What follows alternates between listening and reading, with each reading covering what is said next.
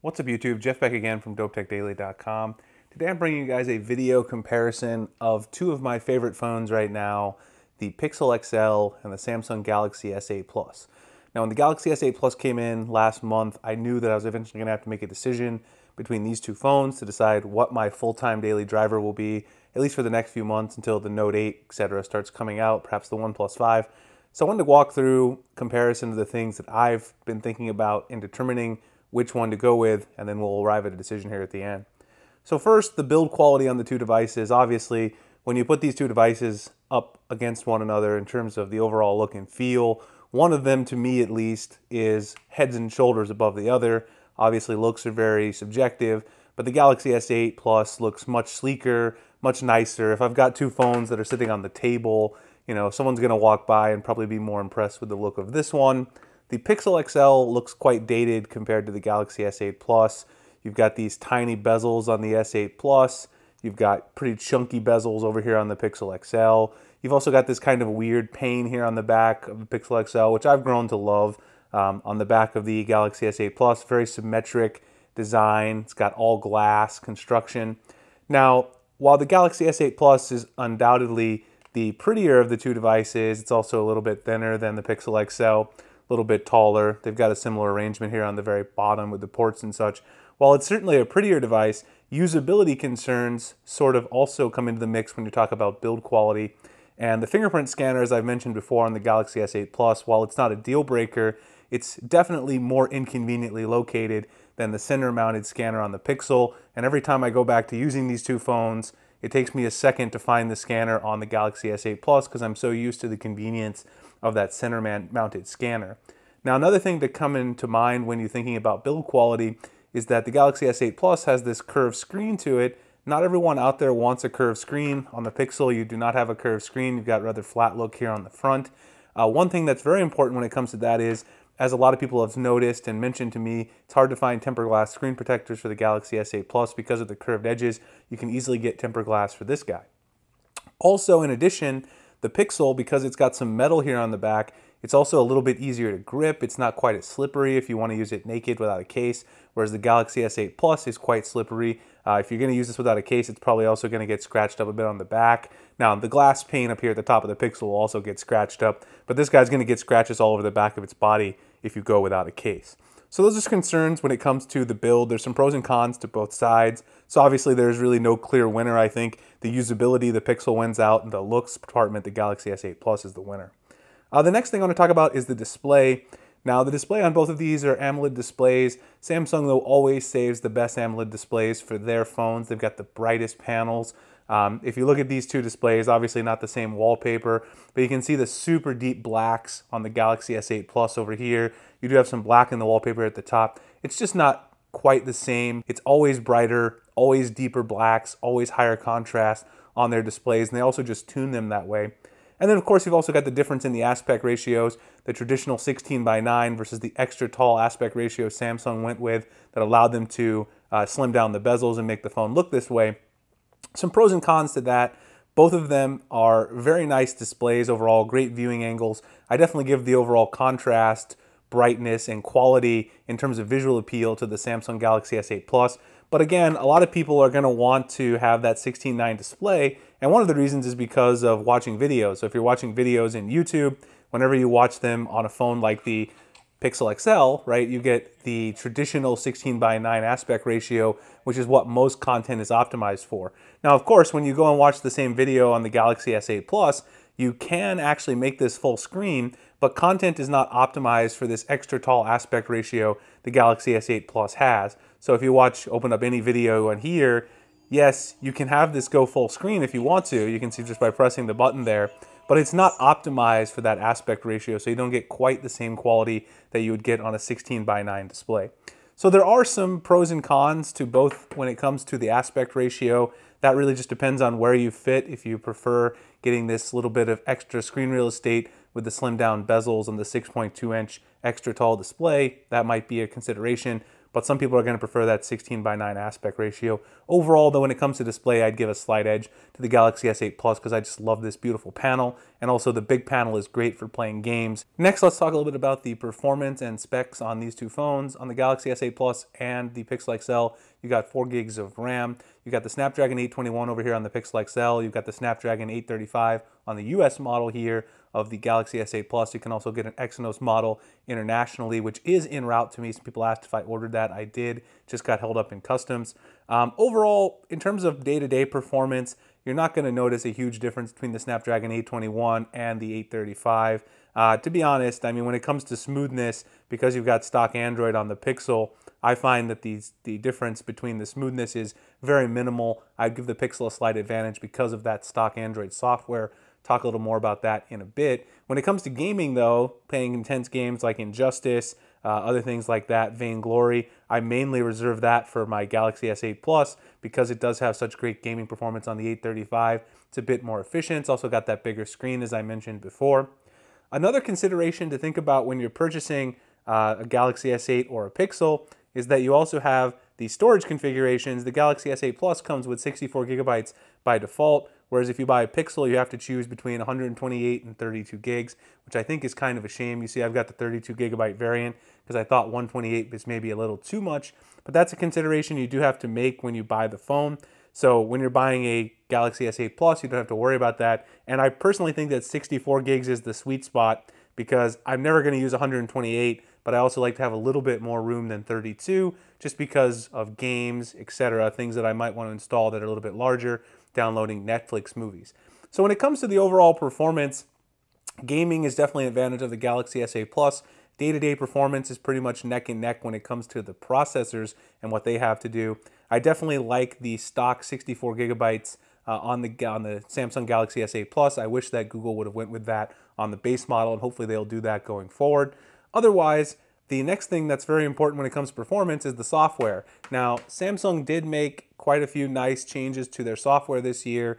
There's a lot of customizations you can't get on stock Android. I definitely like the launcher now. You can actually swipe up or down to open your app drawer there, which is really nice, and I've kind of gotten used to that, and I try to do it on the Pixel launcher. You can only swipe up, and then you have to go back and close it. You can't swipe up or down to get out of the drawer. Samsung also has some other great customizations, of course. You've got things like the always-on display. If you go into display options, you can move around your navigation buttons now. You can change the screen resolution. Samsung throws all of these features at you, which is great if you're going to use all those features, and a lot of the ones they added this year are very useful. Of course, you've got the Edge display over here on the side, which also gives you a lot of nice utilities and tools that you can add on to your experience when using the Galaxy S8 Plus.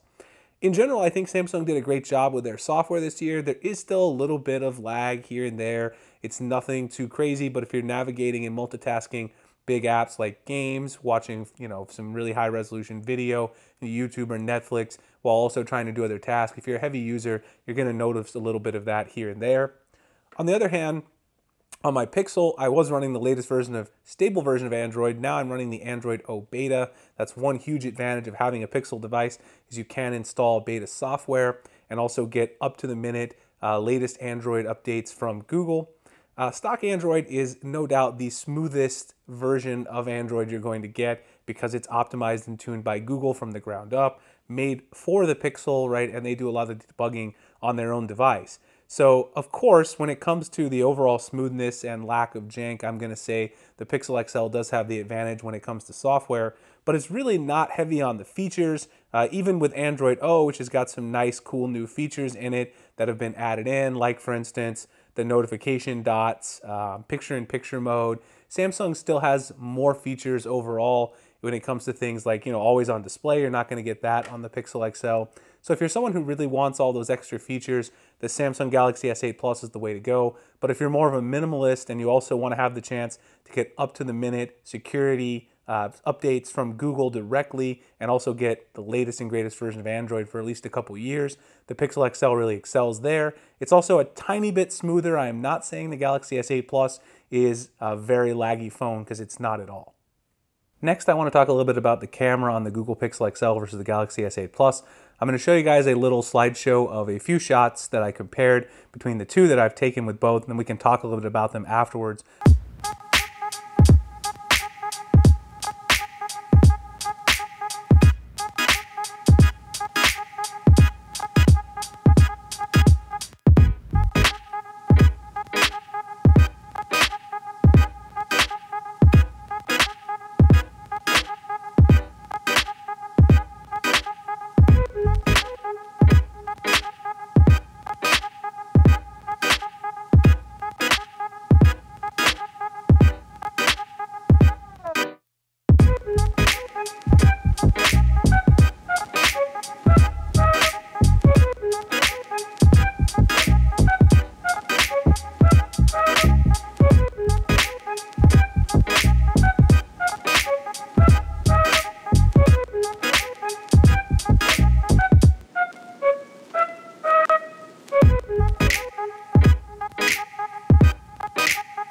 All right, so let's go ahead and talk about a couple of the photos that I showed there. The first one is this photo I took at PF Chang's in the inside with a little bit of low lighting inside the restaurant. This is the one with the Galaxy S8 Plus. You can notice it takes a little bit warmer photos, very good detail on them overall. In low light, it does very well.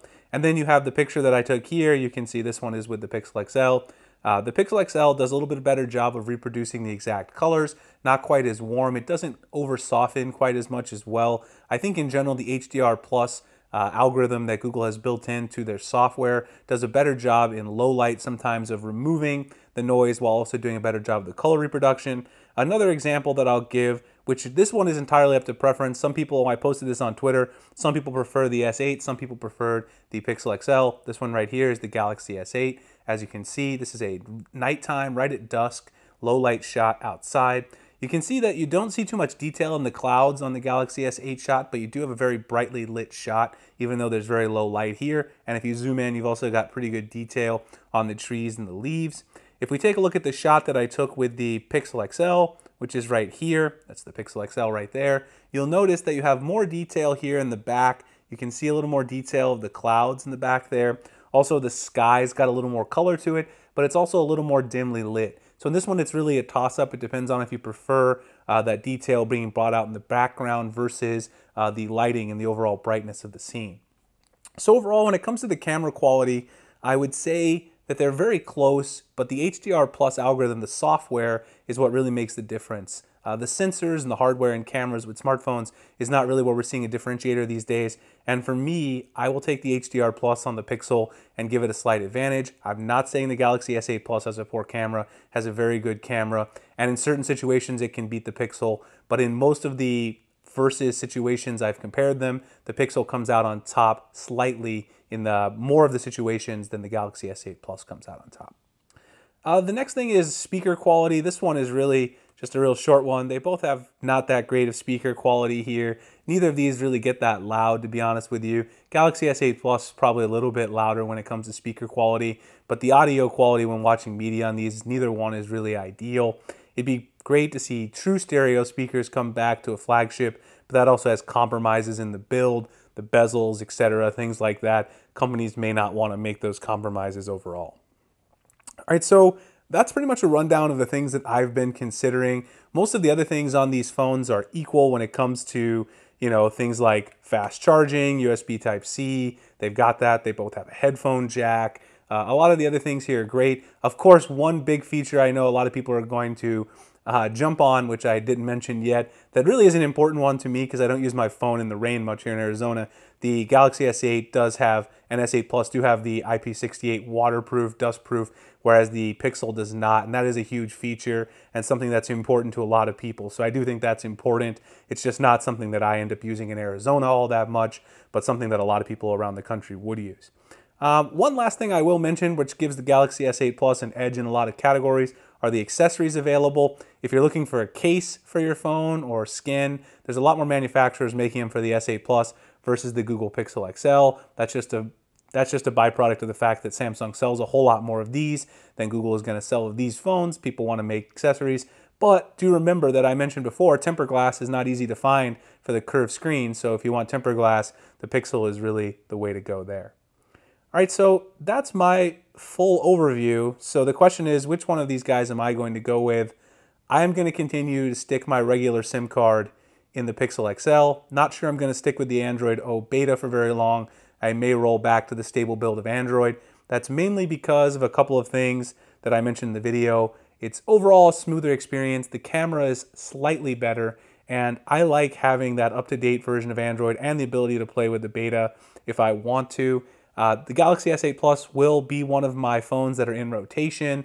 It's just not going to be the main phone for the time being. Let me know what you guys think of my choice below. Do you love it? Do you hate it? I appreciate any feedback. We can also have a discussion. Please like and subscribe if you enjoy my content. You can find me at dopetechdaily.com, Google+, Instagram, and Twitter at the links in the description. I appreciate you guys checking out this video, and I'll see you in the next one. Thanks a lot for watching.